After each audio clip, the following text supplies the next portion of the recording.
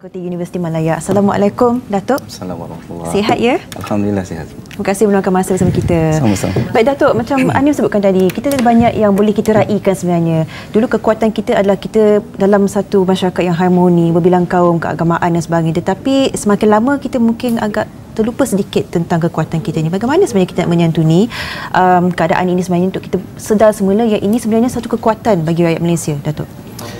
Oh, saya rasakan banyak perkara berasaskan kepada pendidikan dan pendidikan asas segalanya, iaitu kita boleh membina sebuah negara ataupun kita boleh menghancurkan sebuah negara melalui pendidikan.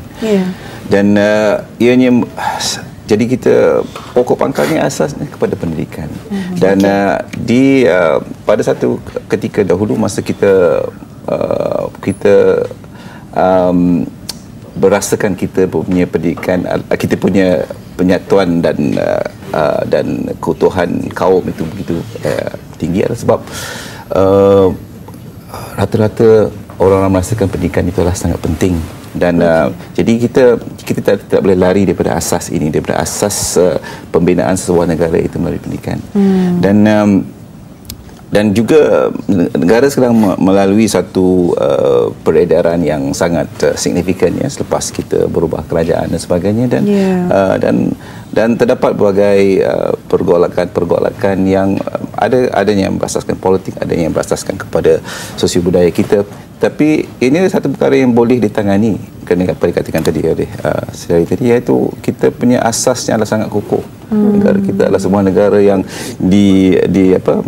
dicemburi oleh banyak negara di dunia kerana kita mampu untuk menyatu padukan rakyat kita. Dan asas pembinaan negara kita adalah kepelbagaian itu. Dan kepelbagaian itu harus diraikan, tidak boleh kita identifikasikan dan kita rasakan kita nampak perbezaan memang senang kita nampak, tapi yang sama tu kita jarang nak mau membesarkan. So itu asasnya. Itu saya rasa kita mesti balik kepada pangkal jalan itu, menguatkan kita punya asas-asas pendidikan itu. Saya rasa kalau kita lihat di negara Jepun dan sebagainya, mereka walaupun negara itu homogeneous, satu kaum saja, tapi asasnya semuanya pendidikan, iaitu bagaimana mereka menjadi masyarakat yang begitu menghormati antara satu sama lain, begitu bersihnya masyarakat mereka dan sebagainya. Adalah tahun-tahun pertama dalam pendidikan mereka, itu saja yang diterapkan, tidak ada benda lain. Jadi benda itu dah sebati dengan masyarakat mereka. Apa pula komen Datuk berkaitan dengan media sosial ini memecah belahkan, dan kita tidak dapat menafikan pertelingkahan yang berlaku ataupun salah faham yang berlaku dalam kalangan bangsa dan juga kaum yang ada di Malaysia ini dek kerana satu saja kata-kata di media sosial. Apa dan komen dan juga solusi yang Datuk mungkin syorkan dari segi itu? Kesan daripada media sosial lah kita mewujudkan satu masyarakat yang berani di belakang keyboard. Mereka di hadapan senyap saja, di hadapan tidak berani bercakap-cakap, sangat sopan santun, tetapi bila dapat satu keyboard ataupun phone, mereka akan keluarlah vitriolnya, keluarlah kata-kata kesannya. Itu kita harus melihat, meminta kepada pengkaji-pengkaji sosiologi dan budaya untuk melihat kenapa masyarakat kita begitu, itu begitu senang untuk melemparkan kata-kata kesat apabila mereka tahu mereka berada di dalam sesuatu yang orang tidak tahu mereka siapa. Tapi kalau mereka berhadapan dalam keadaan biasa, kita masing-masing very polite, timid.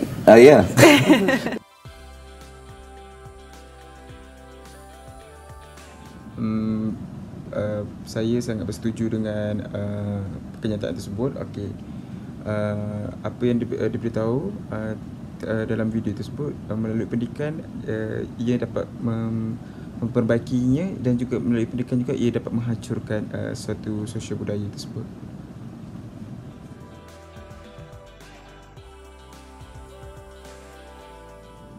Pada pendapat saya, konten yang tersebut ialah dia menggunakan satu fakta yang dia membincangkan dengan fakta, kerana isu tersebut memang berlaku di dalam negara kita, bukan saja di negara kita, malah berlaku di dalam ASEAN juga, dan ini tetap berlaku walaupun isu sosial budaya ini diperbaiki.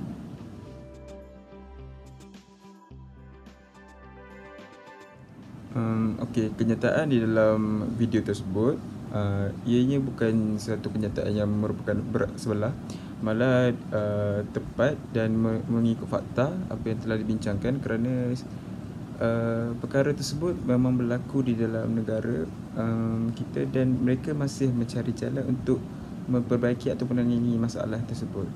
Dan ianya bukan satu perkara yang tidak boleh dibincang, walaupun ianya satu perkara yang agak sensitif di dalam isu yang agak sensitif di dalam negara kita.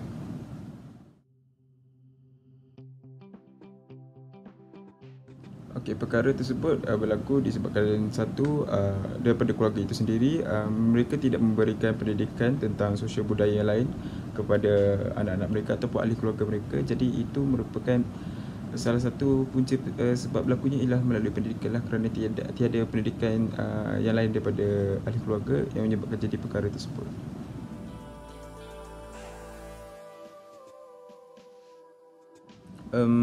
Mungkin dengan memberikan pendidikan yang lebih dari segi sekolah ataupun dalam keluarga, mereka memberikan pendidikan ataupun ilmu pengetahuan mereka berkongsi, dengan itu ahli keluarga mereka dapat mengetahui tentang sosial budaya, bukan sahaja sosial budaya tentang mereka, malah ada sosial budaya lain di dalam negara itu sendiri, kerana kita Malaysia kaya dengan sosial budaya yang tersendiri.